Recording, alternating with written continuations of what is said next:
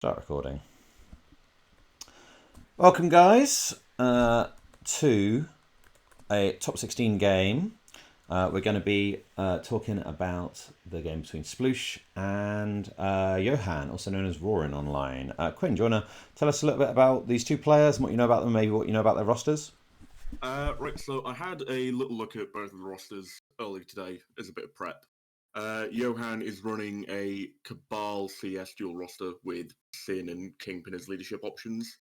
And Sploosh is running X-Men, which is not something that I was expecting to see in such a high cut, considering the general consensus on their competitive viability at the moment. Yeah, that's very interesting matchup. It's just that from what I looked at, I think a lot of this will go, like, in terms of who's favoured, I think a lot of it will be down to the priority role. Specifically, I've gone all Sean Connery. Specifically, whether Johan gets prio or not, because I think if Johan gets prio, he's much more favoured because of the way Sploosh's extracts pan out. Do you want to talk us through what you mean by that?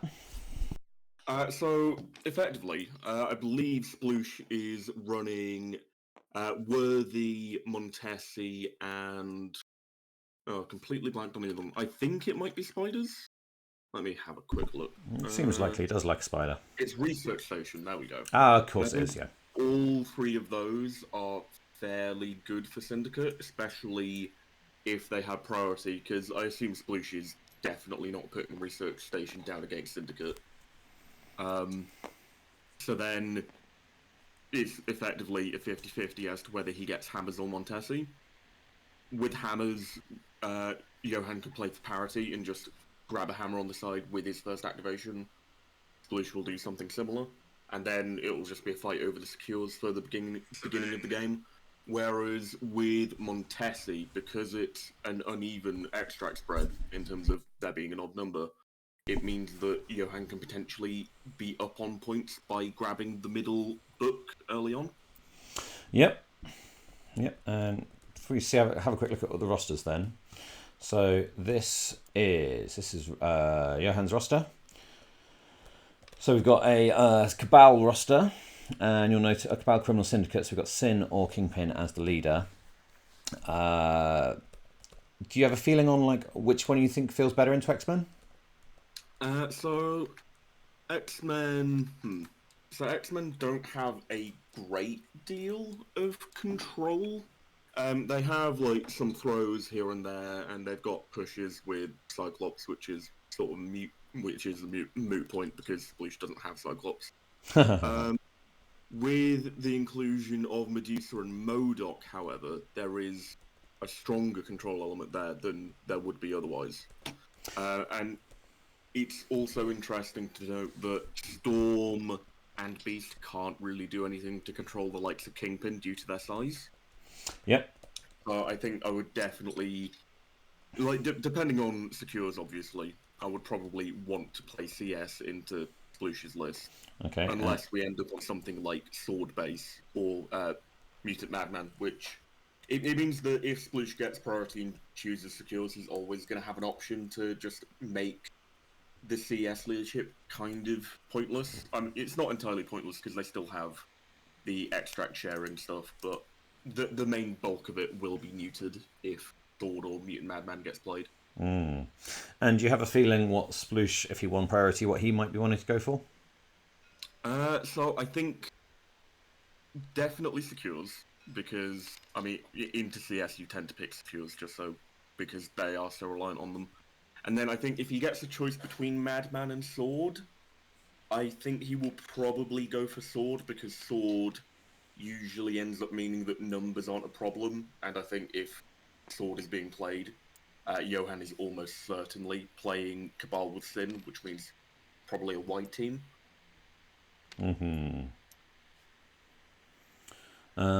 What do you think is Sploosh's best answer to MODOK? Because MODOK is dual affiliated, could be in either Cabal or Criminal Syndicate. So MODOK is always a pain.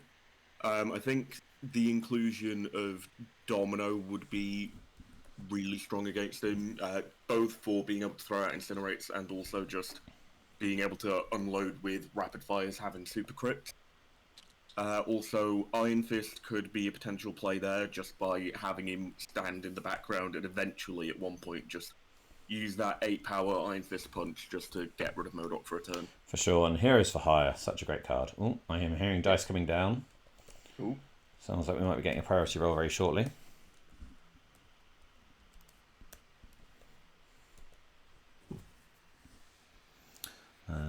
I think they had a look at the map, and I think they, by mutual consent, they have agreed to change the map to a different map.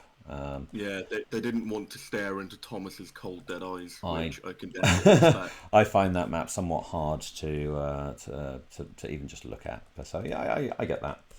It's probably my least favourite of the competitive maps, and I was surprised to even see a competitive tag on it.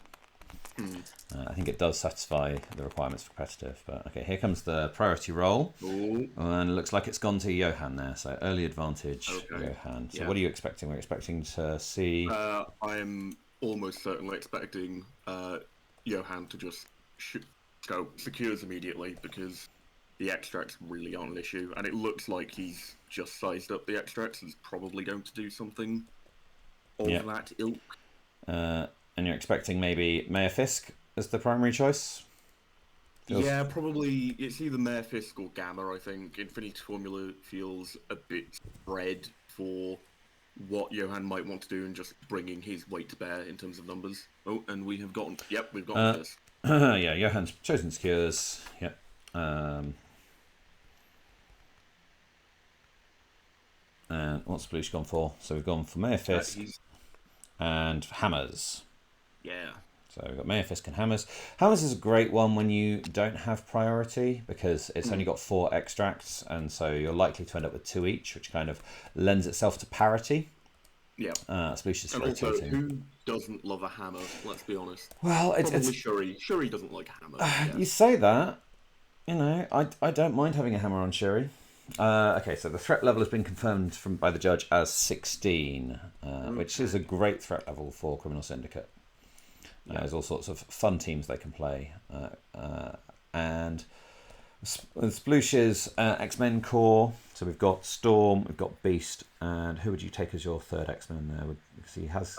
Probably Domino, I think. Yeah, Domino.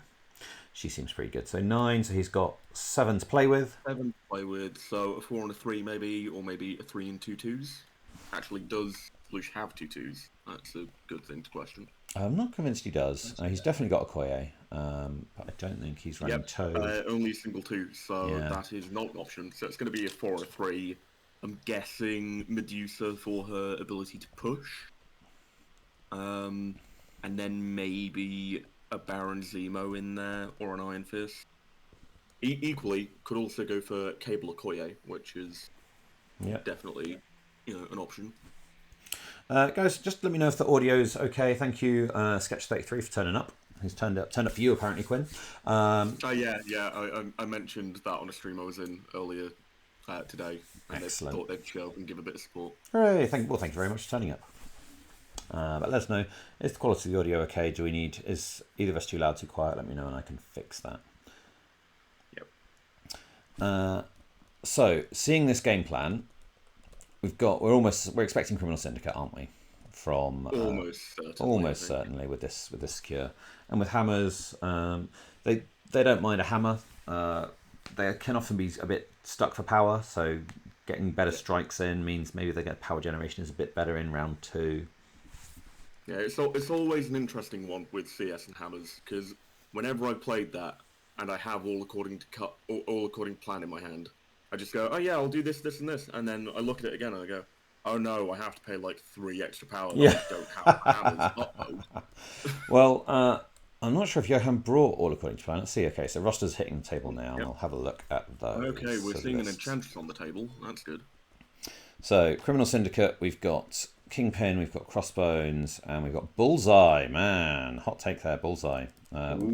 See if he can do something good this game. Okoye and Enchantress for tactics cards. We've got Advanced R&D, Brace for Impact, Tactical Analysis, Med Pack, and Bitter Rivals. Jumping over to Sploosh's roster. We've got those 3 X-Men we expected to see, plus Medusa and Zemo. So some real sort of heavy hitters there. It feels like he's going heavy on the attrition with the choices he's made there. Almost certainly, yeah. Also, Medusa, always a great pick in CS because of just her ability to push the world pretty much. Yep, we've got tactics cards, we've got field dressing, and we've got field dressing, we've got blind obsession, we've got bitter rivals, sacrifice, and oh, I missed one there. Field dressing. All you've got, of course. All you've got. There we go. There's again focus on the attrition there. The all you've got field dressing combo, bitter rivals, everything except sacrifice kind of feels like a bit of a weird one. Sacrifice is the bodyguard. Yeah. What were Sploosh's other options? I suppose that's one way to look at this. Okay. Sploosh, what else can he play? Okay, I quite like this. He's putting Beast right in the middle, and Beast with that large base gives a good Storm ninja flip, using Storm's leadership to kind of vault her off. Most definitely. So yeah, I think the reasoning behind Sacrifice is it was either that or Warpath. Okay. I think from the choices available, I think that was all he could have taken. Yep. And he hasn't got Okoye in his list, so maybe it sort of enables someone to bodyguard a key thing, keep someone alive, so they can do some work. Yeah, okay, I can see that. I can see that working quite well. So we've got Okoye, Bullseye, and Crossbones. Tell you what, let's turn on the top-down view. Top-down on. So we get a better idea of who's where. So, are you seeing Crossbones here? What's he got? He hasn't got much in the way of energy attacks. He hasn't got any, in fact. Oh, Storm, I guess. Storm's got some energy attacks. I feel like Storm and Crossbones is actually quite good. It's just a nice way for her to build power quite easily. That's the thing with Storm, is if you can get some power on her, she really, really can do some significant work. But that's the issue is getting that power. But maybe into a 2 defense Crossbones, maybe that's going to help her out. So we might see. Oh, look, okay, so up here we've got Okoye, Kingpin. We've got Bullseye in the middle. So do we think Bullseye's grabbing a hammer? I think Bullseye is almost certainly grabbing a hammer, which might make him viable. Okay, so Sploosh is going very, very central. So he's keeping his options really open here about which side he's committing to. He's probably going to have to double move to get into contention of... I'm just going to spin this around so we can see that. See that's secure a bit better. So it's just tucked around on the other side of that large size 5 building. Yeah. So I'm going to go slightly askance so you can see a bit better around what's going on the secure. One thing to note with this building is it has got this sort of skirt around the edge, which makes the footprint of the building just a little bit bigger than the rooftop. So if you see someone hanging over the rooftop, it's likely that top down they're still in the footprint of the building, and so that's a legal placement. I think this is a very interesting deployment from Sploosh here, going so central with those 3 characters. Yeah, he's starting to go wide with Domino, so clearly he's gunning for someone. Maybe he's thinking, well, okay, if I'm got to take down someone, maybe I'll take down Kingpin, try and get that leadership off the board as quickly as I can. Yeah. I mean, Medusa on the other flank is definitely not a bad idea, because, as I said, everyone loves a hammer, and she loves them even more. That's true, but who are you going to give a hammer to on this flank? Okoye or Kingpin? Neither of those. I was going to say, that's exactly what I was going to say. I want Medusa on this same flank. I think if you're going to go for, my plan is let's kill Kingpin, then you want Domino and Medusa. They're your 2 killiest characters. Maybe Zemo, but Zemo's kind of fast enough to get there if he needs to anyway. Yeah. Okay, we've got some power going on. Just shout out. I really like this refused flank that Sploosh has employed here, because Crossbones is one of the slowest models in the game, aside from... No, I think he is. I was going to say aside from Mysterio, but Mysterio has some tricks and traps of his own. Yeah, got Enchantress as well on that side, and she's one of the best models in the game, so maybe just go, you know what, have that hammer, come and pick up this hammer, and then I'm going to eat you. So also I think just ignoring that hammer on that flank is perfectly viable with the fact that Enchantress stood there with R&D. Because she's just going to kiss it off you if you grab it. So maybe Sploosh is accepting that he's going to try and risk the attrition. He's going to roll some dice and see if the dice come his way. And if he goes down on VPs in the early turns, maybe he will just accept that as an acceptable cost. I also like the amount of pressure this puts on Johan in terms of grabbing the hammer that Sploosh is kind of sidled onto. Because if he doesn't grab it, then he's allowing parity to return. But also, if he does grab it, he's putting someone in danger. With a Medusa and a Domino both kind of stood there lurking, it's definitely a real threat that he's going to have to deal with. Here comes everyone's favourite character, the super speedy Crossbones. Bone Boy. Well, but again, get him a hammer. Trouble is, that's going to delay his power generation, and he relies on that. But maybe he's just going to sit there and go, yeah, that's fine. Crossbones is the character. I'm going to sit on this refused flank. If Sploosh wants to commit characters, fine. If he doesn't commit characters, I'm just going to score it because I count as 2. If you want to take it off me, you've got to commit 3 characters this way, or do some fancy power shenanigans to get a throw with Beast or something. So, yeah, I think also we're probably going to see later in the round a somewhat lateral move from Enchantress to get more into the fray. Yeah. Sort of abandoning that flank, maybe, depending on whether Sploosh kind of airs for it a little bit or just completely abandons it. Yeah, I think that's viable. And if you're going to leave one of those 2 characters over on that flank, I think you'd rather leave Crossbones. And he's scoring 2 VPs every turn. That's a very good return for your 3-threat character.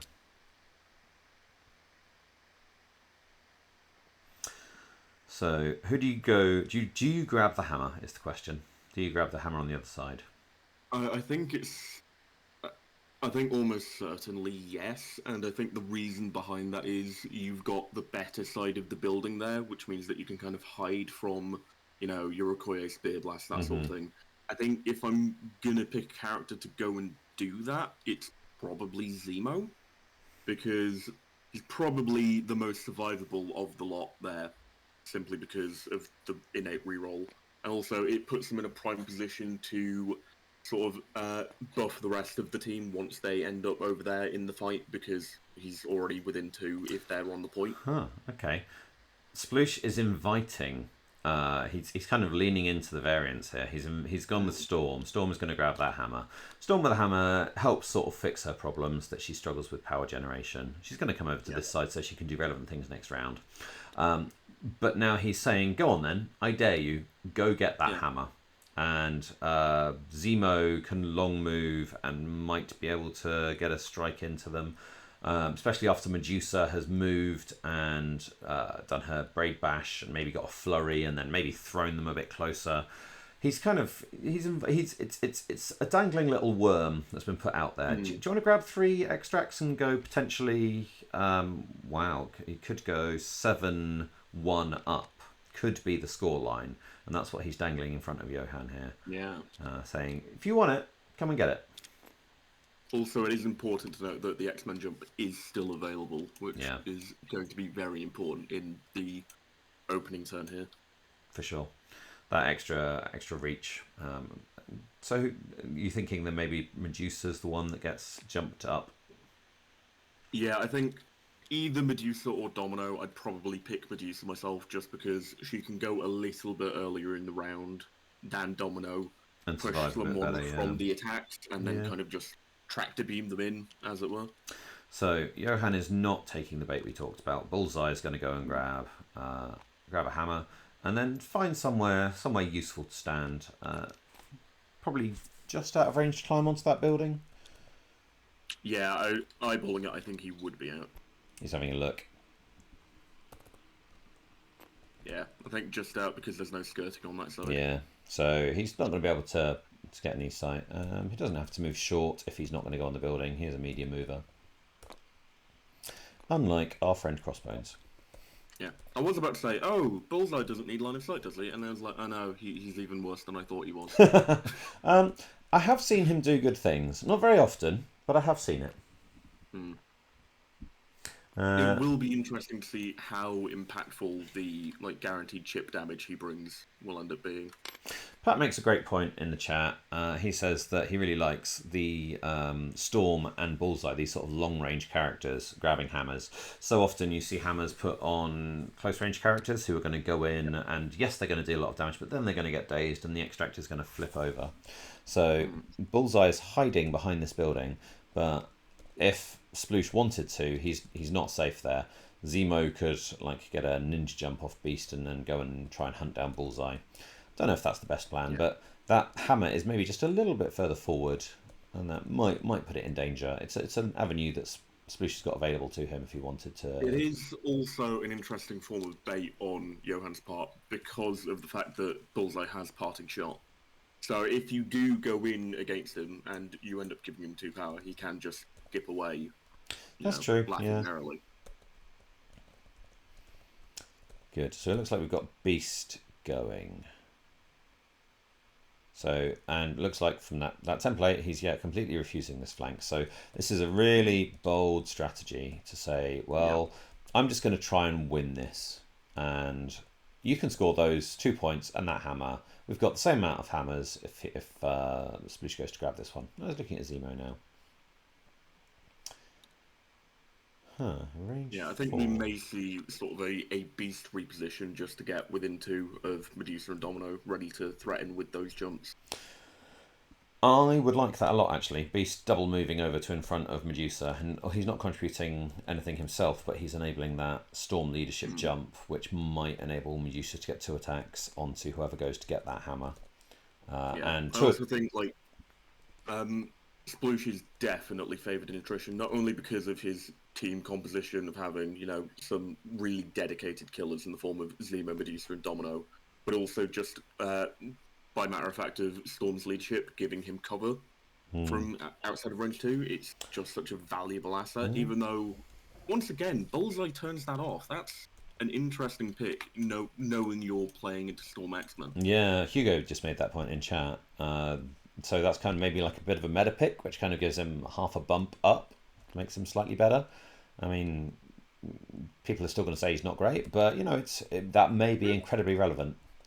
I mean, you have chosen a range 2 attacker, like, I don't know, maybe Taskmaster, who ignores cover on his shield throw or makes range 2 attacks which ignore the cover anyway, and say, well, I've got the same sort of tech built in there. I think we've got some very interesting moves going on at the moment with Beast going out wide. Seems like Sploosh isn't happy to just let go of that. Yeah, so he's staying out of range 3 of crossbones. I'm pretty sure that was out of 3. I think he's worried about the his range 3 spender, but he's not going to have that online until... Yeah, and also I think it'd probably be preferable to be in simply because Acrobatic Strike is a range 3 attack, so it can let you get in there. So eyeballing it looks like it was out of 3. When the range template came down, it looked like it was out of 3, but he's hiding there behind a size 1 motorcycle. Be interesting to see how that pans out. I mean, Sploosh is, especially if he's going attrition heavy, if he's going to be starting to daze and KO, it's likely that he's going to be going last a lot. He's going last currently. So Beast throwing crossbones off a point repeatedly is going to get quite frustrating. So I don't hate that matchup. Johan is... An interesting bit of measurement from Johan here. Just looks like he's planning on being on that point whilst also being on top of the building, which is definitely an advantageous position with regard to cover. I missed that. Yeah, so he's measuring 1 from that hammer up onto the building, was he? Yeah. Okay, so we've got Zemo taking up the place that we thought Beast might fulfill. Okay, fine. So Zemo's going to be the jumper offer. And he's in a lovely position to then contribute in round 2. So it's those 3 sort of heavy hitters all being positioned on that side. Yeah, no. Yeah, and now because Sploosh doesn't have priority, Johan is sort of forced to either act on that flank or not, just because, he's only got those 2 left. So we'll come over to this flank. Looks like Koya's moving up. She's going to try and climb up, see if that's in range, climb up onto that building so that she can grab the hammer and claim cover against the inevitable range 3 barrage that's going to come from Medusa. Yeah. Because being at range 3, she's not going to be able to count blanks, so she needs all the help she can get defensively. So she's gone on the point. Do you grab the hammer with her as well? I'm not sure really. I think So Johan hasn't grabbed the hammer. He's left it on the table.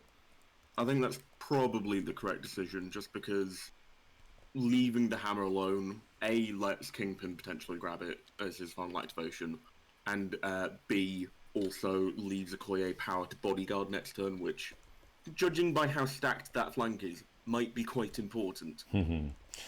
MK Contra makes a great point in chat.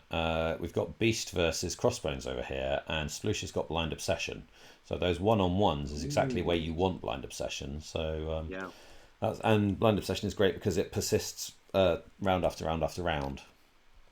It is also interesting that that Enchantress is still very central in the board after her lateral moves, which means that if need be, she can almost certainly pivot to go and deal with Beast, which might be a bit of counterplay towards the Blind Obsession, and also to the potential throws from Beast into Crossbones. What's this, an attack? Oh, it's an attack. Oh, it's a Domino running up and shooting, I think. Yeah.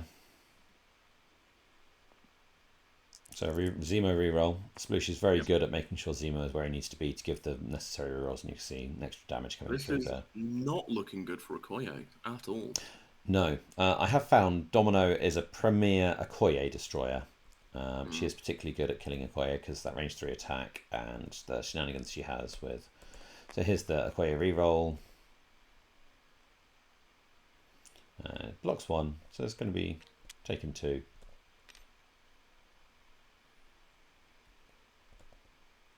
That was a grenade lob by the looks of it. Yeah, so Okoye is now incinerated, so that's a grenade lob is what's just happened there. Which is why Domino has no power. Where that power went when the skull didn't become a crit. But yeah, the grenade lob, definitely a good choice, especially onto Okoye with the whole counting blanks shenanigans. I'm just going to tilt it around this way a bit so you can see that secure. So, do we think Kingpin... Oh, we've got some advanced R&D going on. Ooh. Okoye is handing out some power. Handing out 2 power. Who's it gone to? Kingpin. I think she's only handing out a single power, actually, because she's taken 2, was on 1. Go down to 2. Yeah, you're right. Looks like it's just a singular one. Single power to Kingpin. So he's got that throw online, I guess. Double move throw. Yeah, he's not going to be in range of anyone at the moment. It might just be future-proofing for next turn if Okoye goes down at the start of the next round. Or allowing that power. It means he can pick up a hammer and still pay to reduce damage. Ah, yes. That might be the thinking.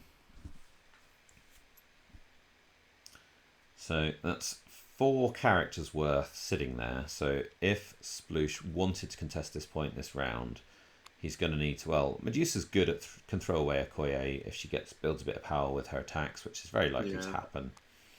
I think depending on how Medusa does here, it could be a very different sort of final point for the first round of the game. Yeah, either she doesn't roll amazing and she ends up kind of just being nullified by good defense dice, or she rolls incredibly hot and suddenly it's a big swing in terms of power. Yeah, I mean, this it's not the whole game, but this is a massive part of the game that's going on right now. Yeah. So getting 2, potentially 4 attacks into Kingpin or Okoye. Okoye doesn't have the power to bodyguard, but she doesn't have hammer. She's in range to be thrown, so some massive attacks going on. Rorin is taking this onto Kingpin initially. Yeah, 4 dice defense. Sploosh really hoping this comes up. There's the wild he wanted. Yeah, there we go. Yeah, so we got the flurry. Got 2 rerolls in there as well. Yeah, the Zemo reroll and the Inhumans reroll. So man, these rerolls stacking up damage. Yeah. Man, that's gone from being 2 hits to 5 hits with all the crits and the rerolls, man. Yep, that's big. And no blocks from Kingpin. So that, wow. So taking it up with 4. That was only a single attack. Yeah, that's going to be big. So then we've got the flurry attack. So we're still going to have another attack. She might even be able to take out Okoye. Yeah, if this is a daze here, this could be incredible. And the power generation that Medusa should be getting off that. She hasn't appeared to have gained power, but I'm sure they'll catch that shortly. Yeah. Okay, looks like we're going to have Kingpin surviving here, if only by the skin of his teeth. Oof, are you sure? And remember, this is just by 1 if he pays the power. Yeah. Okay. So Medusa And then should with have Brace gained online, Kingpin's 6 at the very power. least not going down this round if Sploosh wants to claim the central point. But equally, I think potentially tractor beaming Kingpin into the middle of this sort of death squad he's built here He's still got with the 2 pushes. I don't know. He's still got the 2 pushes. I think you maybe choose to take 1 and push him into the building just outside of range 1, and then still in range 3, you throw an attack into Kingpin. Try and because you can hair flip Zemo onto the point. I think, or is it range? Yeah, hair flip Zemo forward, and then hair flip Medusa on. So if Zemo doesn't reach, Medusa will. That's a very good point. So if he wants to score that point, he could push Kingpin away and then attack into Okoye.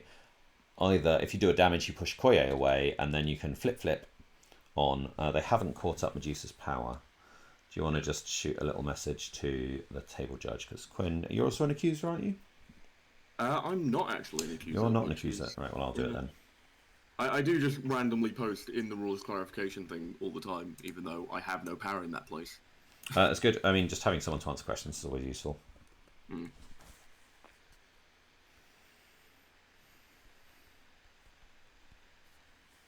Yeah, looks like we're maybe getting... Medusa is now gaining up the power that she is owed. That's good. Go. So she's got all sorts of power. Yeah, it's done well on those attacks. Kingpin is normally a hard character to take down. So, good to see. Well, some good dice from Sploosh. Sort of helping out, because I think against Criminal Syndicate you need a bit of help. They have on this scenario, they're just such a strong force. They can just sit there and go, do you know what? I'm just going to have such a problem for you to deal with. And that attrition. This is eventually what sort of drove me away from playing Syndicate, because I played Syndicate for a while in over like the course of maybe a week or 2 at a few IRL events that we had up here. And yeah, it was just the games that I lost tended to be when a character died when they perhaps shouldn't have. And it's just because that leadership is so vital to their game plan. Having things like this happen, where suddenly someone's completely out of place and they've been dazed, feels really powerful. Okay, this is fun. What Sploosh has done is he used the 2 pushes off the attacks in order to put Kingpin to the point where he can then pay power to throw him into the lamppost. The lamppost has been destroyed. And Kingpin presumably took a dodge. I assume he just paid a single power. He paid the power to negate. Yeah, that's what he did, because he's gone down a power. So it looks like that first attack roll didn't do anything, so he's going to go for another one to try and sort out Kingpin. Interesting, he's not playing for the for the secure here.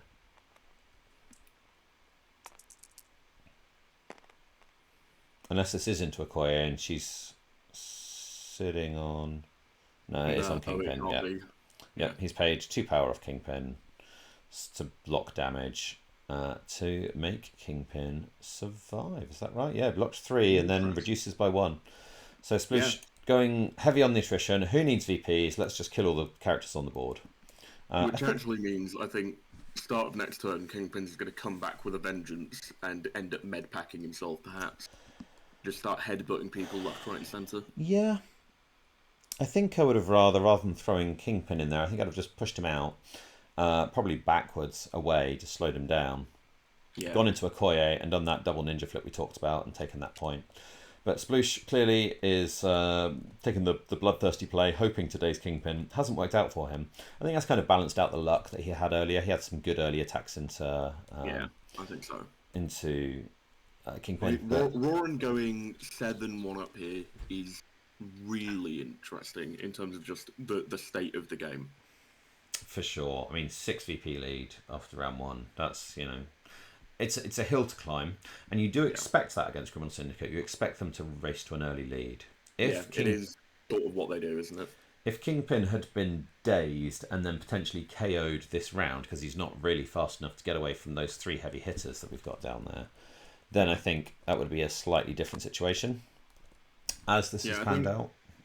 If I had been in Sploosh's shoes here, I think I perhaps wouldn't have brought Kingpin so close into like the band of killers, and maybe had him off towards like the table edge, sort of by the road where the road meets the pavement. Yeah, Just somewhere so over he's here, probably out of 2 of people that he can attack, which means he's either walking in to get to them or he's just doing a cane laser, which feels yeah. Come on. Cane laser with a hammer, though. It's a hammer cane. It is a hammer cane, but I'm not sure how good a hammer cane is compared to just, headbutting someone. Okay, so we've got some... It looks like they haven't moved... Sploosh has chosen not to move either of these witnesses.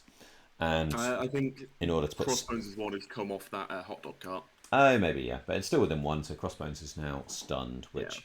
Yeah. If Beast does design to Blind Obsession and start going into Crossbones, that's going to be quite a big thing, having that stun on him.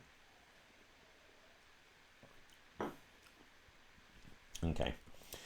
So early advantage to Johan in terms of VPs, but some interesting setup and the position that this game is set up. Sploosh has got some really great options for attrition work this game. Sorry, this round. There is sort of a duality going on here, where Sploosh has a definite attrition advantage, not only because of his squad building and leadership, but also just the way those attacks into Kingpin went. And then Rorin, on the other hand, has, a very significant VP advantage. Yeah.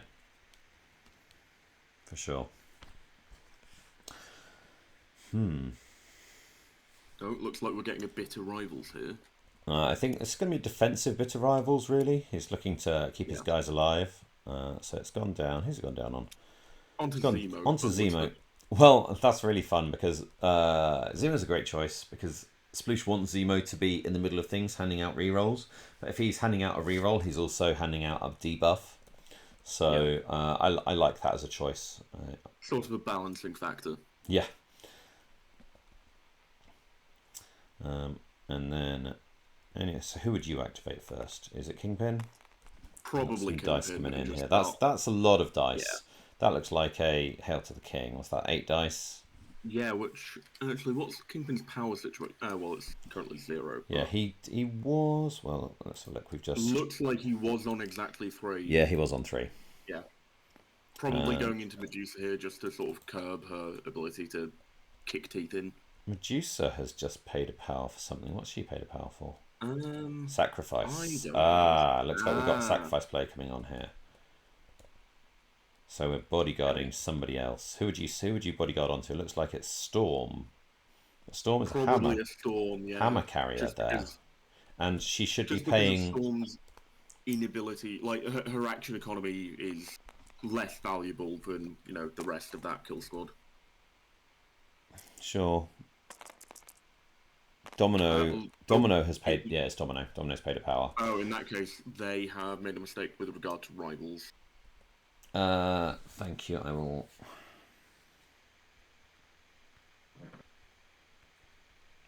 Pass that on.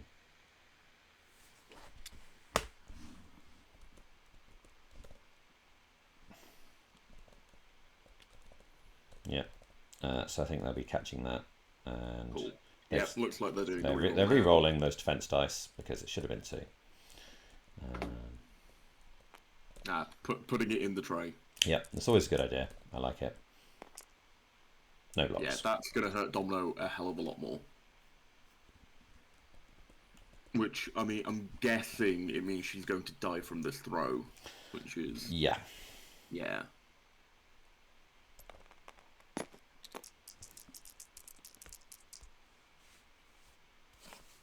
So the interesting thing here is, Domino, if she dies from the collision, if she dazes from the collision, she won't be staggered because the stagger is applied after, which could lead to some interesting field dressing all you've got plays. Yeah. They have already applied the stagger, so I will just remind them of that.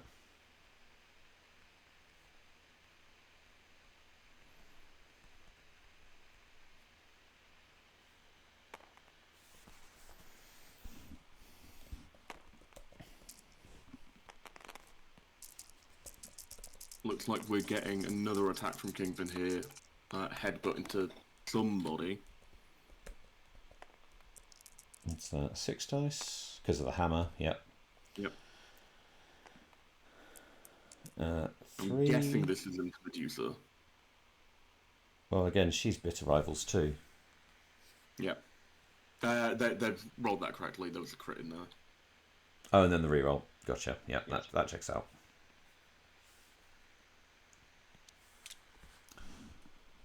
Okay, so... Oh, looks like Medusa took a hefty amount of damage from the collision.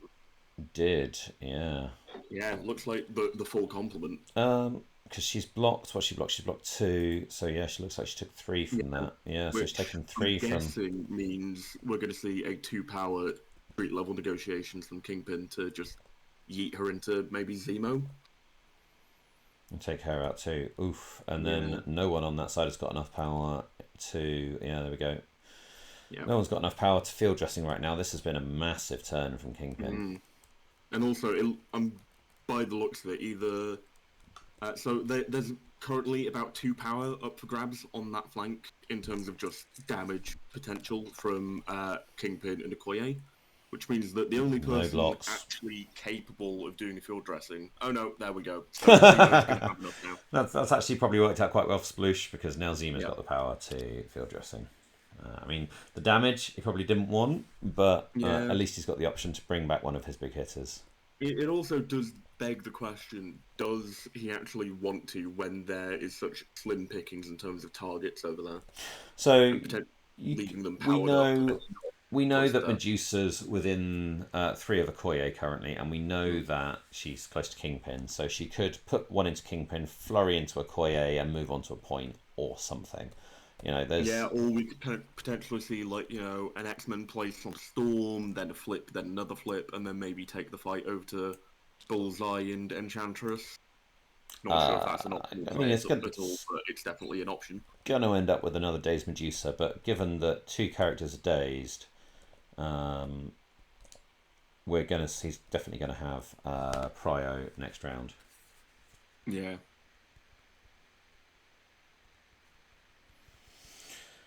This also interestingly puts Johan in a great place in terms of the Beast Crossbones duel, simply because he's going to get to act last, which means he can leave Crossbones and therefore get back onto the point. Yeah. Oof. Okay, so I think Sploosh should just be having to take stock. I think all of his plans are going to have to be re-evaluated after that. Taking out those 2. You could say that this hasn't gone all according to plan. Hey, I see what you did there. And who knew that when you put heroes like Domino and Medusa with Zemo, a villain, that there may be some friction there. I feel like, you know, Zemo's just started dancing in the middle of the battlefield, and they're just like, what are you doing? This is a fight for our lives. And he's just, you know, jamming out to some tunes. Great. Yeah, and he's just going, no, it's fine. It's just some witnesses, you know. We pick up the hammers. He's offered them some like Turkish delight that he's summoned from nowhere, and they're all just looking around like, "Who is this dude? Why is he here?" I've got a plan. We pick up the hammer. We hit the hammer. We hit the witnesses with the hammer. I mean, I feel like that's more of a Fisk tactic, but yeah. Okay, it looks like we've got a field dressing coming in on Medusa, as we talked about. Yep. Zemo spent a bunch of power. Medusa's now back up and running on 1 health left. Kingpin's activated, but he is holding a hammer. So, okay, looks like we're throwing Okoye forward. Sure. To get her off point, potentially. Yeah, but she hasn't activated yet. I don't love that. But throwing a bitter rivals, oof. Yeah, not great. Great roll for Medusa, I mean, it's only 4 dice is the thing, because you're under the bitter rivals. Yeah. Incinerated Okoye blocks 1. Okoye's got a reroll. Here are the 2 rerolls coming in. Very nice. There we go. There's the wild. Is she within 2? No, she's outside of 2. We can see the 2 there. Yeah, so it doesn't get that blank block, and that is a dazed Okoye. We've got a flurry, which I suspect will be going into Kingpin.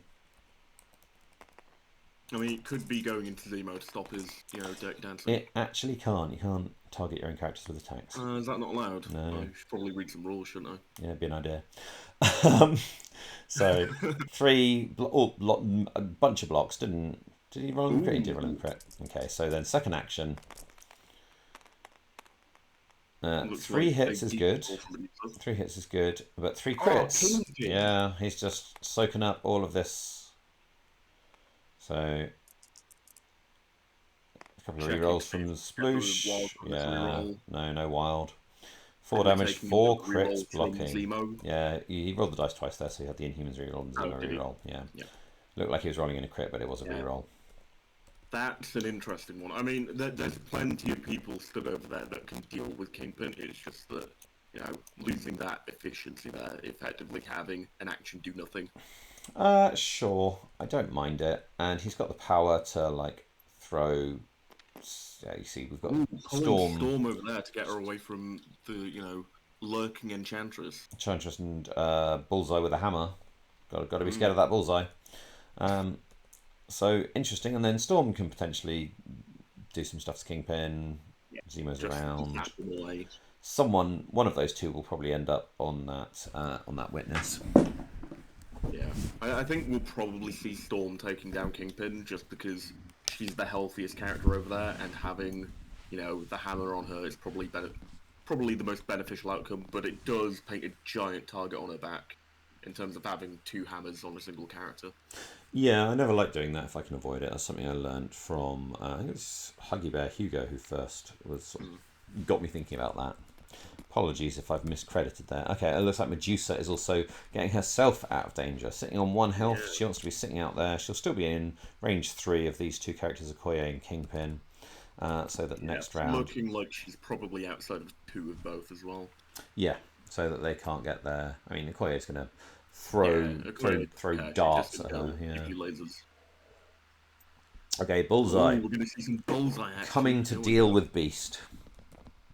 I don't think he's going to put the feral animal down. I don't think he's got any energy attacks. No, he's all physical. Yeah. And we're miles away from Bitter Rivals over here. So yeah, really effective Bitter Rivals. That may have kept Kingpin alive and did a bunch of work. A great use of Bitter Rivals there. Yeah. So 4 dice physical for Beast. It's always nice. He's got rerolls to back him up if he needs it, which looks like he might. So probably not with the crit. 1 going through at the minute, and so Beast needs to declare rerolls before rolling in the crits under the new rules. Yeah. He's one of the characters that's affected. Looks like he didn't declare any. Yeah, I don't think he particularly minds taking a single point there, but no. Eventually that chip damage will get to him. And we're getting a bleed as well. Yeah, because of the wild. No, that's the wrong character. That's there we go. Bullseye. Yeah, wild bleed. So he's moved. He's lobbed a knife back over to Sploosh. Yeah.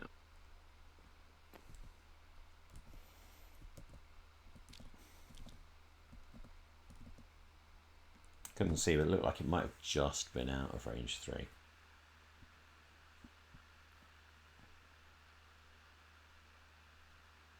It'll be interesting to see where Sploosh goes next, just because he's got a dwindled number of models to select from.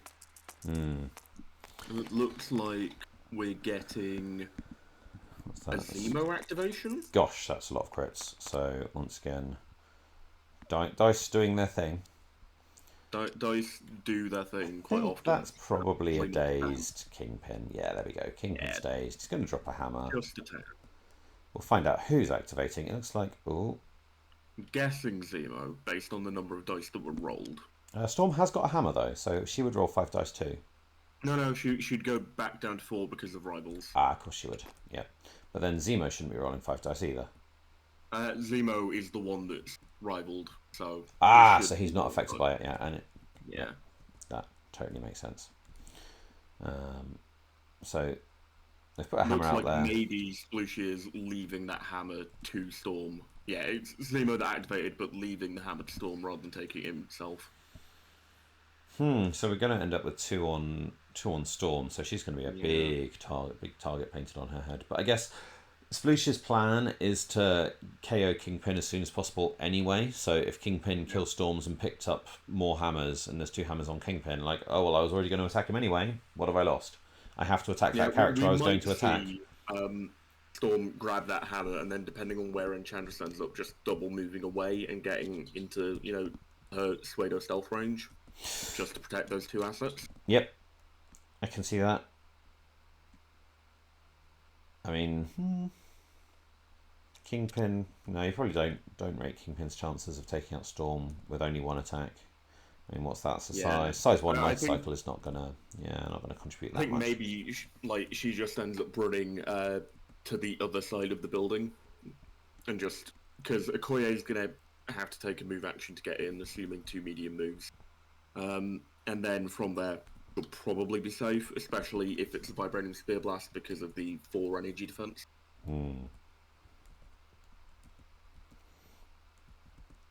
Okay, Sploosh is looking at Beast. Wait, is that right? Yeah, got Beast and Storm left to Enchantress. So. Oh, I did not see when Crossbones activated. I guess he just went and stood there. He must have, just said I'd do nothing. Oh, I'm guessing that was Johan's reaction to what Zemo did. Ah, yeah. Because that's why it's back on to Sploosh. Seems likely. So Beast looking at coming really wide, and now that Crossbones is gone, I guess if he throws Crossbones off, does that mean that Enchantress has to get pulled this way to Siren's Call Beast off? Yeah, it's probably just like, you know, a single move into 3, jumping off, and then go to do whatever else it is you're doing. Having considered that, we're now going with Storm. Storm has grabbed that hammer, got 2 actions. What is it that she's interested in doing?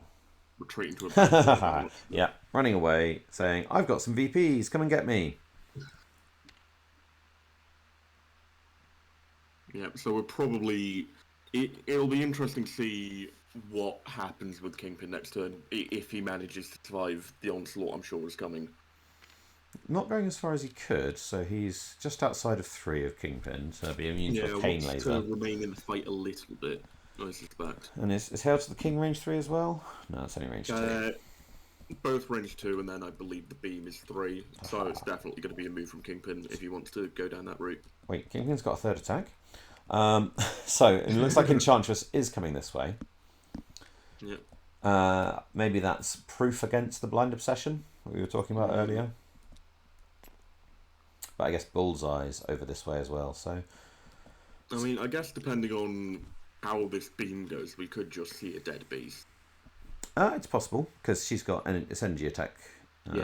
She's just moving him away. Looks like she's going to take another move onto the point. Yeah, which means that guaranteeing capturing that point because Beast can't throw both of them. Yeah. Which I don't hate. It's definitely become a game of just both players somewhat ceding a flank. Seems that way, but we've got... have we got 3 hammers over here? No, we've got one there, one... No, it's only 2 hammers, so we're still... 2 on one side, 1 in the middle, 1 on the other. So, yeah it's roughly even split. But which definitely favours Rorin at this point. For sure. But Beast is going hammer hunting by the looks of things. Ooh. Come on, Bullseye. You're the best 3 threat in the game. Let's see something out of you. Yeah. All those 3s across the board and 5 health. Yeah. Probably going to see him survive at the very least. And it's one of those rare occasions where you don't care if you get a wild with Beast. Normally you really don't want one, or you really want one. This time, we just don't mind. Okay, we've definitely got some wilds from Beast here. Yep, it's good attack. But then a couple of good defense. Yeah. So, looks like 2 through. And Beast will place within 1 because he has to.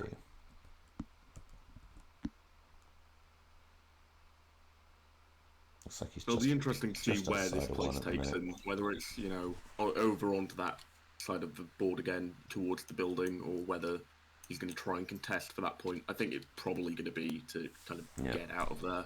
Sploosh not even getting out the 1 tool, just going, it doesn't really matter where I place. I'll just put you right next to him.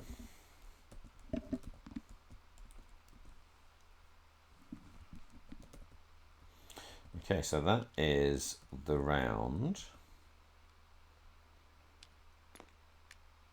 Oh, but Beast should. No, he's going to throw. Going to throw him. Maybe Yeah. do some damage. He's got to take a bleed damage at the end as well. Interesting that it's going to be throwing Bullseye away rather than just, decking him with a car. I guess the guaranteed. I'm not sure. Oh, it's a parting shot. That's what's going on. Okay, he's running away. Yep. Yeah. So there's Rorin's Which then templates. prevents the throw from reaching him. Yeah, quite like that. Yep. So Beast takes bleed damage and is done. Yep. So scores on the doors. Looks like honours even this round. Yep. Yeah. They've caught the damage from the parting shot as well. Cool. Yep. Or the damage from the bleed, whichever one it was they missed. Yeah. I think it was the parting shot based on the power gain. Yep. So honours even. They should be gaining what, 4 each. Yep, 4 each, but looks at it. Which round 2 to be scoring level with Criminal Syndicate. Normally that's a result to stop that runaway, but that runaway was a little bit higher earlier on.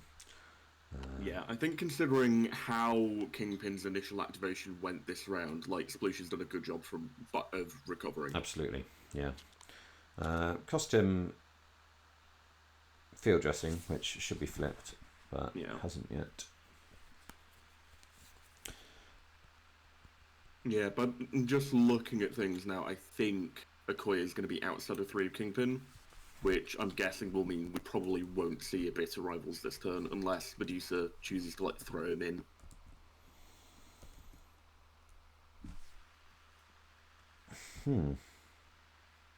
Hang on, so because Okoye got dazed and because of the field dressing, I was just thinking the priority. Johan's kept priority because of the field dressing and because of the dazing of Okoye. Yeah, because then they both end up with a single character dazed. Yeah. Yep.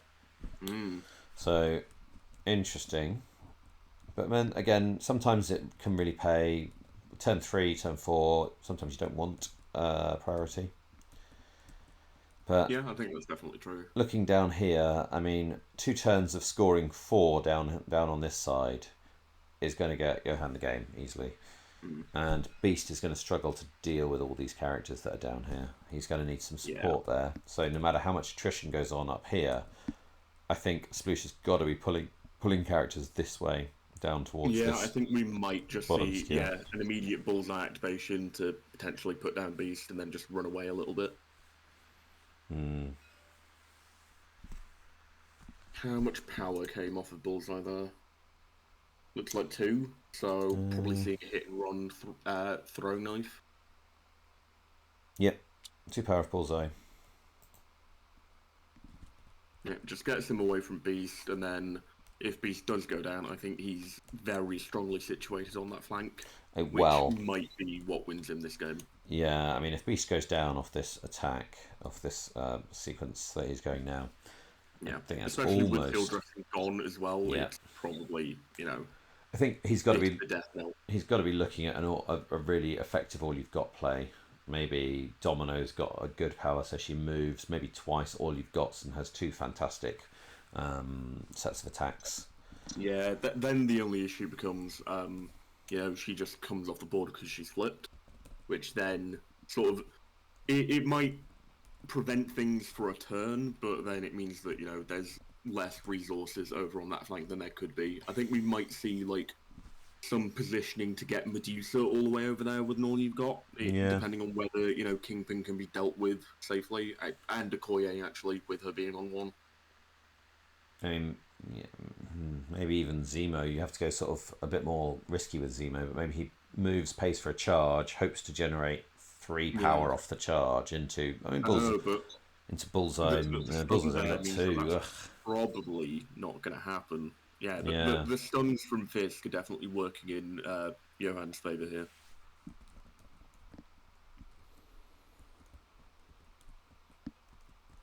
Yeah, so should have a stun. I know they've moved the witness away now. He's moved the witness away, so he's stunned Bullseye. Yeah. Looks like Looks like we're getting the blind obsession. Yep, seems like a good use of it. From Domino onto Kingpin, so that's going to be the method for dealing with him, which might then in turn also lend to dealing with Kingpin and Okoye. Yep. And biggest blind obsession token. It's huge. Man, I wish they were that big in real life. That'd be great. It would, wouldn't it? That'd be awesome. Like chuck one of those across the board and go, goblin face. And a bit of Rivals as well. Are we seeing a bit of Rivals too? Maybe? But I guess that would be in Sploosh's activation, because this is in the power phase that you blind obsession. As I said earlier, I don't think they're within 3, so I think if Domino's going to be the one to do it, I think it's going to be a struggle to actually get use out of Rivals on that flank. Mm-hmm. It might be a defensive Rivals onto Crossbones, just to sort of neuter the other flank into Beast. So, yeah, he's going to make sure he takes out Medusa, I suppose. Yeah. Because if she's the one who can help with getting people over to this south side, where Beast... Yeah. And a potential Zemo Dazer as well. Lovely. I really like that. Throwing Medusa into Zemo's. Medusa's guaranteed dazed. Zemo's probably dazed. Almost certainly. Three dice, you expect that 1 success. Yeah, Zemo's going down. Yeah, Zemo's gone down 2, and then he's got an attack into Storm as well, which hasn't got any power for, so it's just going to be a normal headbutt, but even that, never know. Yeah.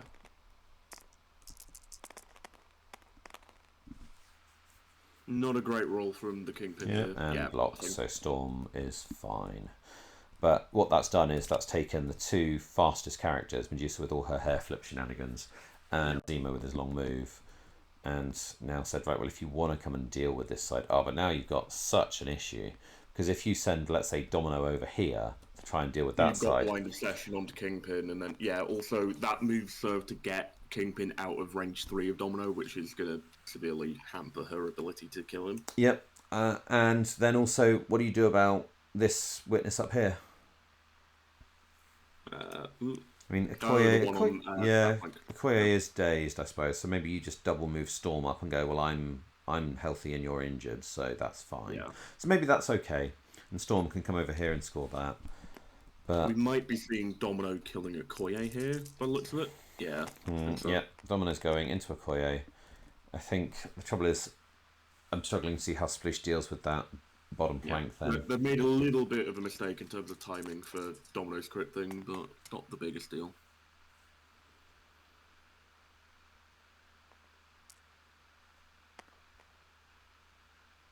So how much power did Domino pay? Paid 1 power, so one of those skulls is a crit. Yeah, so that's like 3 hits into and Okoye takes. I know it's 2, isn't it? Yeah, because she's not within range. Yeah, not within range 2. Yeah, she's far away. And then he got a hit. Did he get a hit? Yep. No, he didn't get a hit. This is another action. So this is second action, yeah. Does look like Okoye is going to go down from this, though. So assuming that's... the power spent. Yeah, he spent 2. Yeah, so he's got 4 hits and 2 crits coming in. Which I think actually guarantees the... Yeah, they're not even bothering to roll anymore. Yeah. So that is a KO'd Okoye. And Domino does get another shot, but I don't think she has a target. Yeah. So she's just going to go and claim that point, which is definitely... I don't think she can, because she didn't have a third action. Yeah, I think actually you might need to go in and mention that, because it looks like they didn't get hit on the initial shot, did they? I know, looks like... Oh no, that's blue. Yeah, I don't think Sploosh got a hit on the initial shot.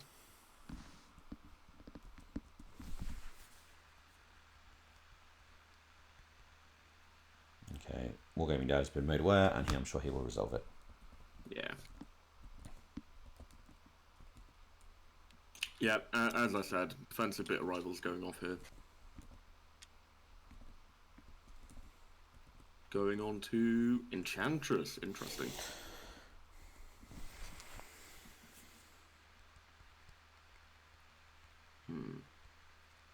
I'm not sure I like that Rivals onto Enchantress there, just because she's got the one energy attack on that flank, so it's probably her you want to prevent the most. Oh, apparently that was the leadership, and Storm's Ninja Flip is what moved Domino on. There we go. There we go. Yeah. So shows how much we play X-Men. Yeah. Okay, sorry, I missed that because I was conversing with Wargaming Dad. What's been going on? Have we had an attack going? We've had a Rivals onto Enchantress, which I'm dubious of. I think I would have preferred to put it on Crossbones because of the, energy defensive beast. So this is Beast has rerolled 3 and only got 1 on those rerolls. Oh dear. Yeah, that's no damage going through on Beastie Boy.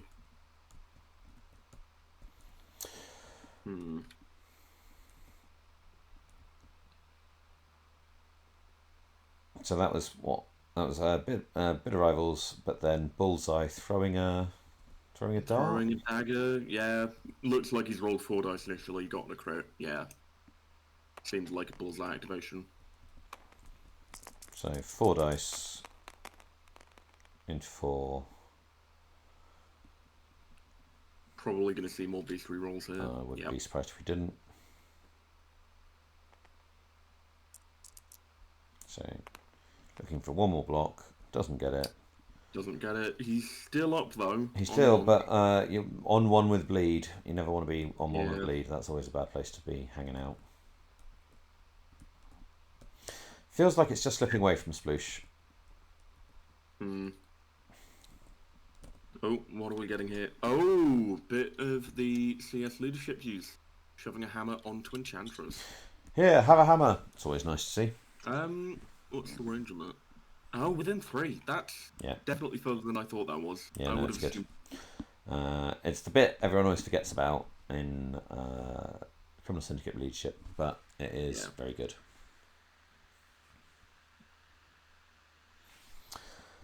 Especially in a game like this where your opponent's resources to sort of, come back at you are severely limited based on the refused flank. Definitely great idea getting that onto Enchantress with her having full health. Storm into Kingpin, by the looks of it. Yeah, 6 dice with a double hammer. This is going to hurt him.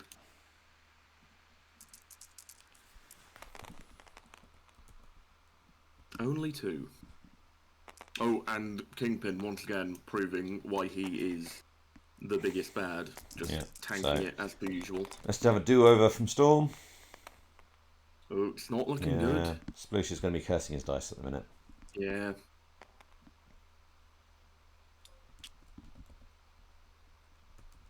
Yeah, that is rather unfortunate, throwing 2 6-dice attacks into 3 defense Kingpin doing nothing. Yep. I mean, he has paid... Not even the shock. Gosh, yeah, no wilds. Yeah, 12 dice, yeah. Well, sometimes that's the game. Yep, that is dice. They happen. So, it looks we've got Crossbones and Enchantress left against Beast. So it's all the actions now down on this flank. So up here we've got Domino scoring, Zemo scoring the point, and two hammers on Storm. So that's going to be 4 for Sploosh. But it's looking a lot like it's going to be 4 down here. We've got a hammer on Enchantress and a hammer on Crossbones. And Enchantress is going to take a beam into Beast. Yeah, looks like we're going to be continuing the 4-4 VP split, but that's definitely favouring Johan at the moment. A couple of crits and a hit. And we're going to get a reroll from Beast. Yeah, not that it matters. No, we're not going to get a reroll from Beast. That's Dazed Beast. And that's all but game. Johan's going to go to 15. Yeah. I mean...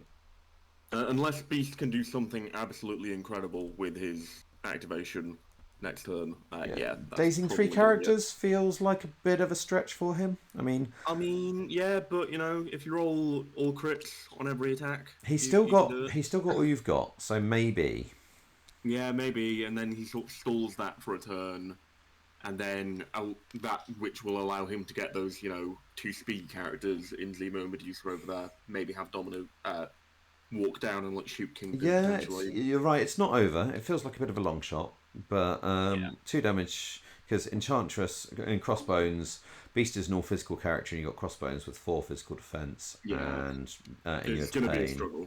Yeah, I mean, Crossbones is going to be the one that's going to be the hard one to take out. Yeah.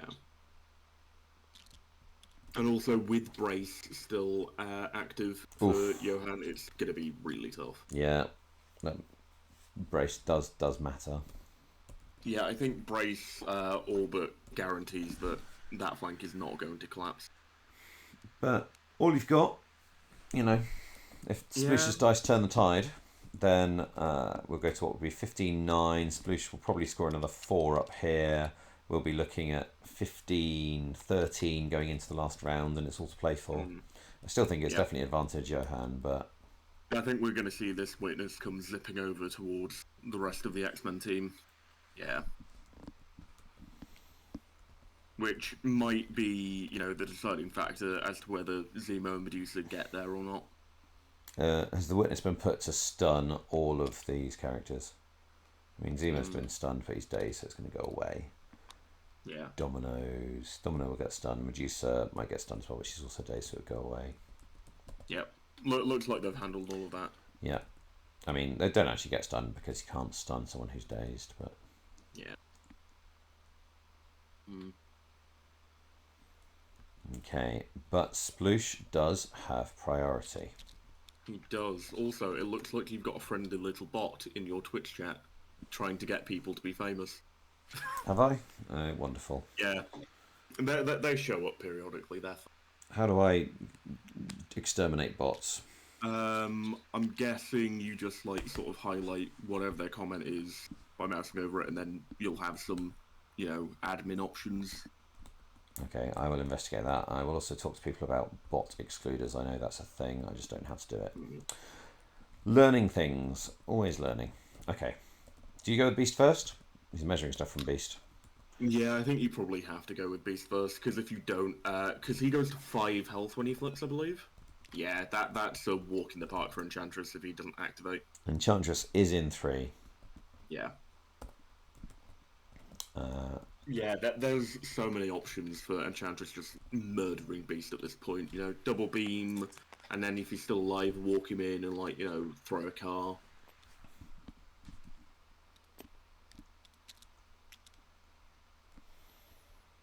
Yeah, it seems like it might have been sort of an early firing on that bit of Rivals last turn. Would have been really important over here. Yeah, but mind you, when you start rolling like that... I mean, yeah, that's very true. Yep, that's a good, really, really good roll. Yep. 2 locks, but 3 through. That's pretty good going. And it's half a health, that's definitely decent. And it's going to fuel Beast up so he can both throw, which will likely be braced, and all you've got, if that is indeed the plan. No wild in that roll, which is interesting. Yeah, I suspect he would have liked wild. Yeah. There we go, he's got 1 now. But he's only got 2 hits.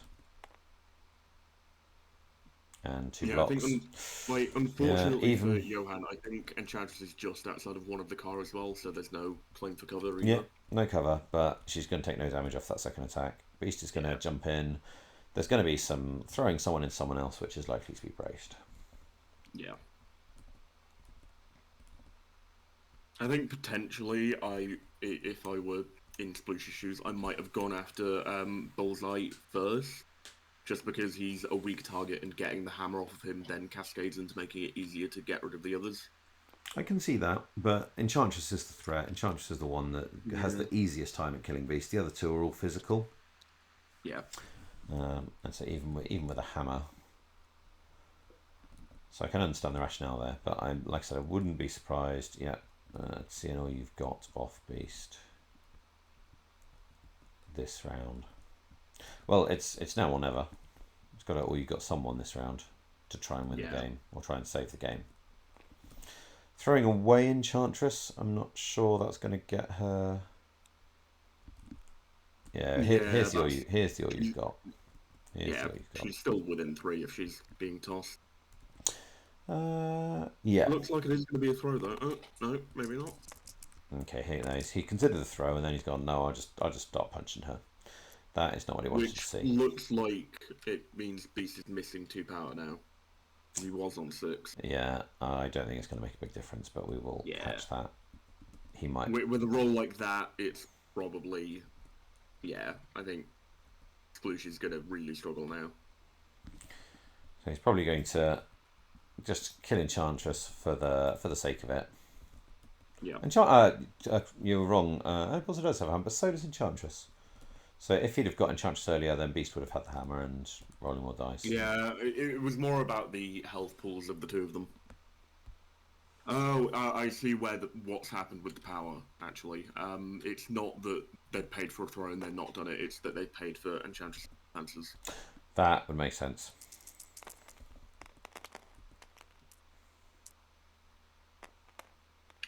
It's a good effort from Beast, but it's still sadly not going to be enough.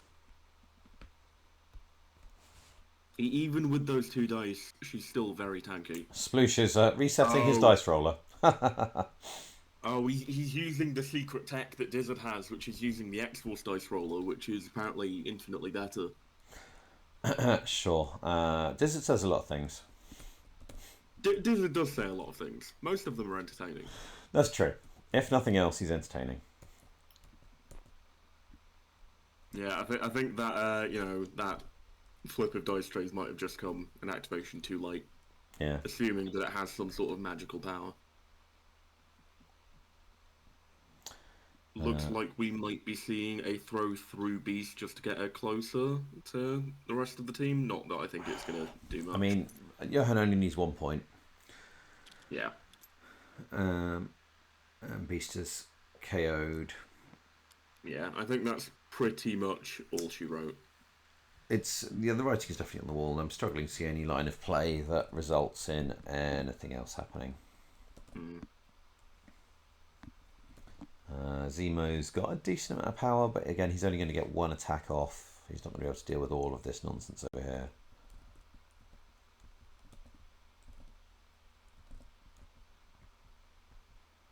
Yeah, we didn't see anyone coming further down to help out with this side. And I would have liked to have seen Domino come this way with the leadership maybe, and Storm come over here, or something to try and force the game. There's a few things that could have happened. It's just that if you do that, then you weaken the other flank, which kind of ends up... Yeah, so I think if Domino had tried to get over there instead of getting rid of Okoye, you actually end up with the game ending a turn sooner. Just because Okoye stands on that point where the 2 people are dazed, and then it's another 2 VPs for Rorin. No, because Okoye was injured, so she doesn't count, and she doesn't count at all if Storm's standing there healthy. Oh, right, so you're saying if Storm walks over, but then you don't get the jump from Domino, is what I'm saying? Because she needs to be sort of more lateral? Entirely possible, but I think it just would have applied a bit more pressure and given him more options this round, as opposed to this. This feels like we're going through the motions here. I don't think Sploosh has used all his tactics cards. Medusa can kind of get Zemo further over this way, or get Domino further over this way, although you probably want Domino. Yeah, if they, end up zipping over there and suddenly dazing the people on point, maybe. It's just the fact that both of them have dazed. It means that even if Kingpin goes down, it's going to have no effect on whether anyone grabs that point or not. Yeah.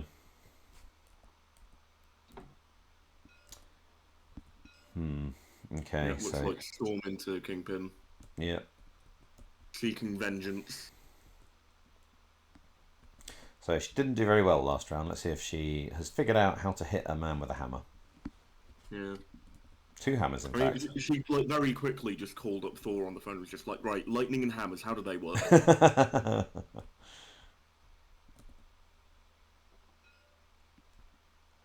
Oh. There's a lot of arrow pointing, and I'm not sure what it's about.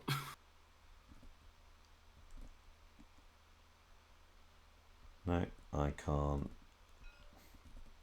Yeah, Storm. It's definitely Storm doing something. I think... Oh. She's paying some power. Paying some power? For? Power of Domino, power of Medusa, power of Zemo. I have no clue what's happening. Maybe they've caught something that they double powered up, or... Yeah. not clear on this one. Yeah, I'm not sure what it could be, because it's, yeah. I was going to say, maybe it's to be my X-Men, but I was like, yeah, no, that card is not in this list. Nope. I'm not sure. Also, Medusa is not an X-Men. Yes, true.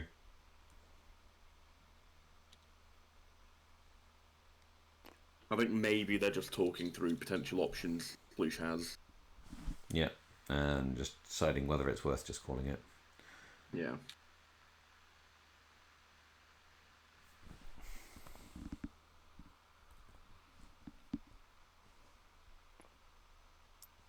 Okay, so we're going to see Domino go in for Retribution with a 6 dice.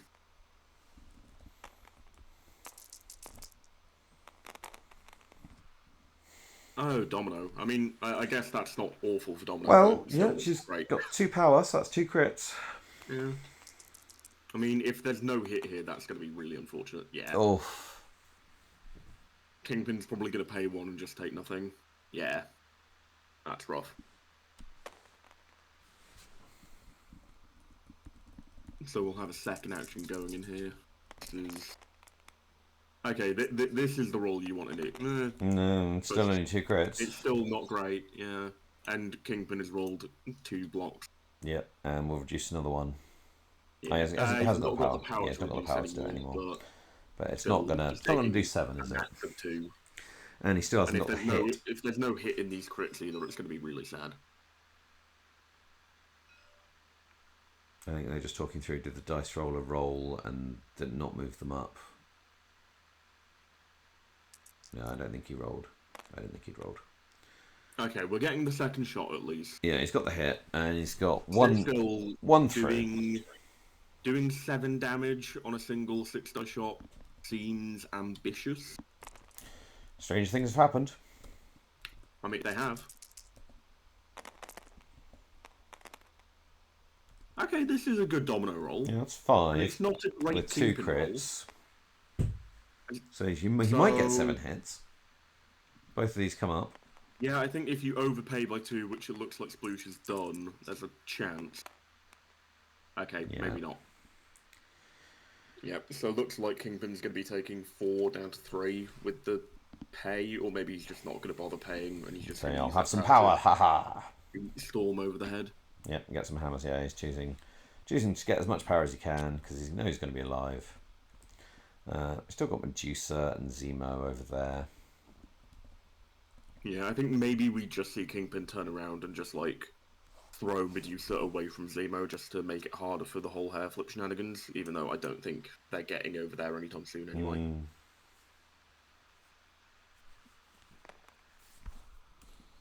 Because just attacking Storm at this point, it's sort of futile. Because yeah, so this is already been used. Hail to the King. Yeah, looks like it. 4 going through on Storm, that is no blocks. Rough. Yeah, Sploosh will just be like, yep, this is what my dice are doing this game. Yep. I was going to throw into the bike for that last one. Yeah, just oh dear. Insult to injury. Oh, and it's using the Hail to the King throw, so as well, which means the superpower throw is still online, which means that potentially Medusa has a bad day, but it could be they're doing it properly, using the throw function. Yeah. Also, they're going to stop cheating by having 2 tools on the table. I know, such a strong advantage he was getting there. I know, right? Yeah, she's definitely touching the front wheel of that bike.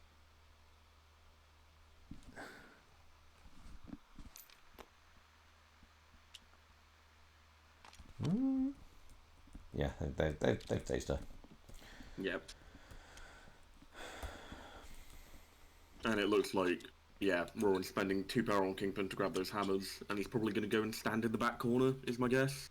Seems like a good plan. Yeah, stand in the back corner. I mean, Medusa's going to do some flippy nonsense. Yeah, I think Medusa could even just, like, walk and, like, slap him, really. Yeah, she's probably not going to get 2 attacks off, or 2 actions that are attacks. She may well get 2 attacks. Yeah, it might be just, like, you know, Walk, slap with Medusa, potentially get the push, and then sort of drag him in for Zemo, But- and then you at least score another 4 VPs at the end of the game. Yeah, and it makes it look a little bit tighter. Yeah. Do you think so? Thinking back a little bit, we talked about the double flip when Medusa had that big attacks round one. Yeah. If they'd have pushed off Okoye and got Zemo on there with the flip, that would have put it, we'd be 13-11 now?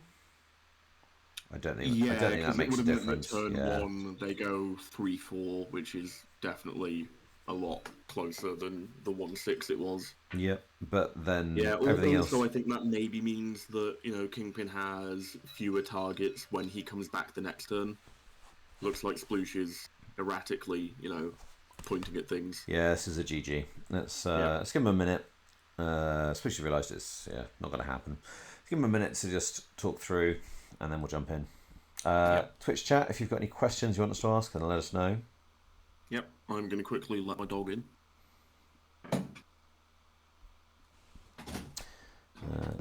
I will jump across.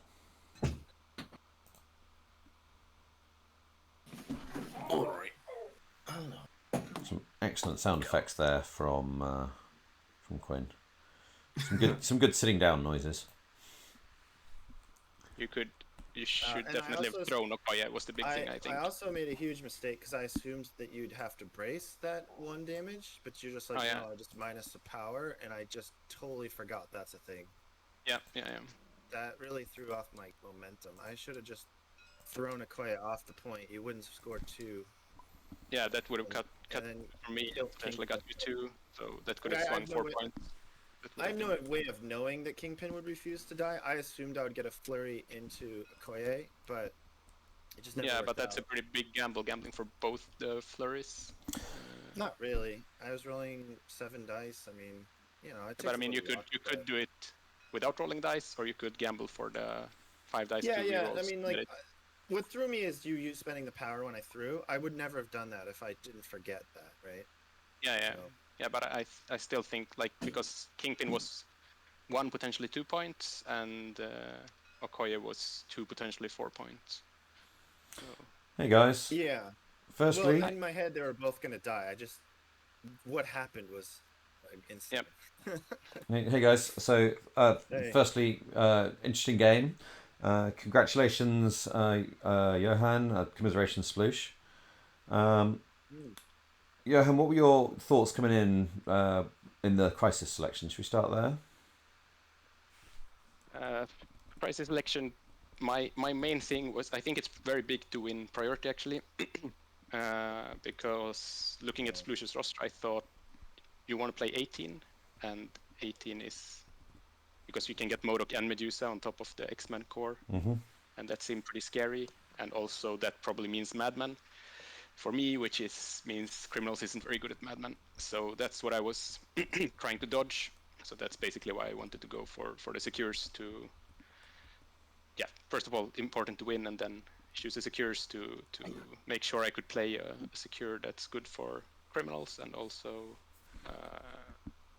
meant I could choose the points. And I think our extracts were fairly similar. You had Research Station Hammers and Montesi. I had Research Station Hammers and Cubes. Yeah. I mean, the extract, like, there's a chance if you discard the wrong one, we're choosing from the same extracts, basically. So that was my thought going into it. And Sploosh, once you lost priority, what were your thoughts? I wanted Montesi and I discarded it. And then I knew Research would be awful, obviously, so Hammers was the next call. But when I planned to play Hammers against him, I honestly just kind of didn't think he'd take Fisk, so that kind of threw me off a little bit. And it turned into this weird baiting game over here. It was fun to watch that in turn 1, actually, round 1. I mean, listen, him winning priority was insane because X-Men are weak against Syndicate, and that's why I play Sword and Madman, because I do not want to discard my counter. And, it's kind of my strategy in general is I pick extracts unless it's Criminal Syndicate. and then so that allows me to cater my secures to them. But I lost priority, so it didn't matter. And then discarding Montesi just sucked, because at least that gives him a little more offense. He's a little weak to energy, and it just gives me a little more flexibility. And I mean, if he goes for middle, like I can like fight over middle and kind of go to another point or something. But the way it worked out with hammers, just kind of awkward. And of course, hammers is just tough too when he wins prio. So it's like maybe I could have used it as an X-Men advantage, like have Beast go grab a corner and then fight over the other one. But it didn't work out because he had priority, so he got to take the one from Beast. And, it turned into like a fair fight, which, I'm trying to find advantages and he's not giving me any. Thinking back to round 1, you had a big spike with Medusa, did a bunch of damage to Kingpin and pushed him off the point. Did it occur to you to then attack into Okoye, push her off, and then you had so much power you could have flipped Zemo forward onto the secure, or if that didn't reach, you could have then flipped Medusa forward again from Zemo? Is that something that ran through your brain? Yeah, it all unraveled. Yes, I thought of that, but it unraveled because, first of all, my misplay was I spaced out on the fact that Kingpin can just pay 1, not take the 1 damage. So I was spending a lot of mental effort thinking, okay, double move Kingpin, throw him into the thing, and then I'm good. And because of that mistake, it just created like a butterfly effect of other problems. Because I should have thrown Okoye, but I thought with another chance to shoot her and she's incinerated, that I had a very high chance of taking her out. Can't remember. I think she was at 2, maybe, or 1. I don't know. Yeah, but I think she was at 2. She was low, and I felt good about taking her out, and then I would have picked up the hammer. But, I made a mistake and didn't realize. And then when he said, "Oh, that did no damage to me," it threw off everything else I was doing. Right. So then the second plan is, all right, I can recover. I just have to hit him for 1. So I'll hit him, kill him, and then flurry into Okoye and hopefully just at least push her off or something. But unfortunately, his Kingpin decided to be a mega hero and not die. Yeah, all game. He's just had some great defensive dice and good selection of using the damage reduction. I can't. Yeah, I think the first round was the very big one. Yeah. Like, overall, otherwise because after that we split up. Like of course, Kingpin being here kept you here in a way, but on the other hand, you needed to start moving over here. Well, so him not dying means, you get to go nuts on my whole team and but that would happen anyway, right? It would. But you're now gonna die and I can focus and clear, it's just a trickle effect. It's what that of one course. moment. But I think the score was a much bigger thing than the him being around there was the big issue, but me getting 6 up on round 1 was huge. Well, even though I messed up, I could have turned the whole game around if it just went better for me, where at least I took out Kingpin and had less of a problem there. Because then even I'm holding a hammer, he stubbornly is holding a hammer in front of my entire team. You got a VP. That's a 2 VP swing just from that one mistake alone, right? Yeah. But it was a 4 VP if you threw Okoye, didn't even need to attack her, you throw her, then it's a 4 VP. Yeah, no, I totally understand that was all messed up because of my one mental misstep with the power thing. But what I needed to happen is not so much, yes, obviously not letting you score so you don't win, but I needed to very early negate your advantage on me and kind of own a side. And then I could push to actually fight, and then what I would end up doing is moving the witness closer to the center, right? Yeah, that's what I was doing here. That I was moving the right. It all butterflied out of control because everything was just going wrong, and then Kingpin had such a huge turn. The next massive. Yeah, that was huge. He got I should have seen the throw coming that you did there, but honestly, at the time, I was just so stuck on what the hell just happened. So I remember now I was also worried about Enchantress coming in and causing trouble, which I'm sure you were thinking to at least maybe do it. But I mean, after I got up 6 and you backed some you character don't into need corner, to. I just decided that I'm going to the right side completely, and if we score evenly for the rest of the game, then you're 6 points behind, and that's basically what happened. It just sucked because I could have put Zemo somewhere else, but I was worried about Enchantress coming in, so I had to kind of play around it a little. But then that gave you like perfect spacing for that throw, which I think that was like turn 3, but that was another massive swing to just take out 2 of my best characters. Literally, my 2 best characters went out in one throw. So. Yeah, I mean, I got to take out Domino and Medusa one turn, and then Medusa and Zemo the next turn, which was of course huge. Right. So if it just trickles, because if you are dazed on turn 1, then maybe he's dead on turn 2, and then turn 3 never happened. It's just it's awful, From turn 3 forward, I think it could be a thing. But I think it was a bit of a mistake. You moved a lot of characters up into this corner. Turn. Yeah, 2, no. I had to. I mean, you moved them to the left. This, I think you needed to start forcing the issue over here. Fair. It's tricky. I don't know. Honestly, I don't think it mattered. I was playing it out, but I kind of knew the game was lost after turn 3. So. I think even on turn 2. It didn't really matter after turn 3, right? Like. No, but even in turn 2, just moving over to this side. I mean, still would have been rough, but that would have given you a chance to come back. If you stay on the left side, then you don't really have a way to come back into the game. Yeah, I mean, I had a 1-power Zemo. I mean, I don't know what I'm doing over here. I mean, at best, I guess hover around here and wait for the next turn. Yeah, but I think you still have Enchantress here, so you're just pushing them away. Yeah, I mean, it's hard. But if you stay on this side, you're fighting over 4 points here in total, and I'm fighting over 4 points here, and I'm 6 up. But what I'm saying is the game was already over. Like, I needed the momentum of you scoring less points here on turn 1. Turn 2 was really bad. I had 2 days characters and a character at 1 or something. Because you took out Medusa and Domino, and then Zemo got really wounded. That's how I could afford. Yeah, and you could afford. I was rolling awful on my physical blocks too. Like on the throws, I rolled 0 blocks on 3 throws. Yeah. I just went through you with the throws. Yeah. So, I took it in the face. Everything you did. Yeah, definitely.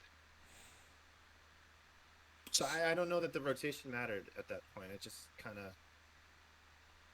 It's just. I mean, I think it depends. Like, it's because this is playing to try to kind of, I don't know, recover some honor of taking down Kingpin. But going here is the only play that can actually swing the game in a way. It looks really bad when Kingpin took my entire team and then lived through it again. Right? Yeah, of course.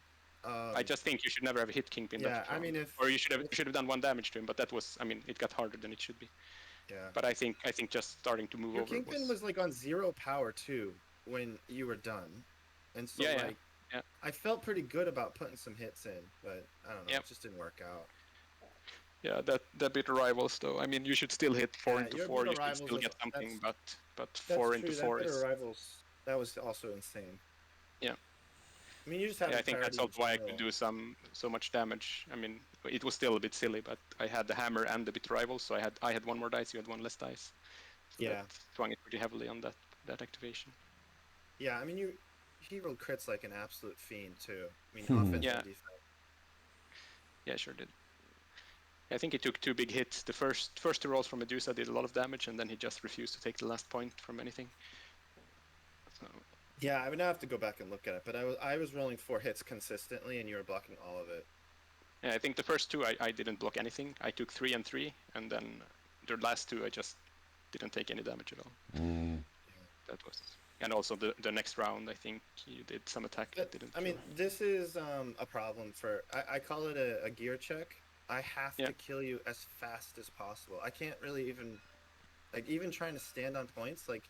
It's a resource cost that's difficult, and I failed the gear check. Kingpin were raged and killed. It just didn't work out. Johan, looking ahead, you're playing either Ulysses with Black Order or Nick Gentle with X-Men. Do you have a preference there about which you'd rather see? We've been playing a lot of X-Men games, to be honest. Wow. So maybe that's a thing, but yeah, I don't know. Actually. Okay, well, if you want to see that game, it's in about 12 hours' time. So if you're watching this live, in about 12 hours, we'll be starting that game, streaming on this Twitch channel again. I'll be joined by Lexa White. Thanks very much to Wargaming Dad for being our table judge and for sorting out all the little things that might have come up in that. And thank you guys for an excellent game, well played, and thank you for letting us stream it. Yeah, thank you for streaming. Good game. Cool. All right, cheers guys, and we will see you soon. Yep. Yeah, See ya. see you.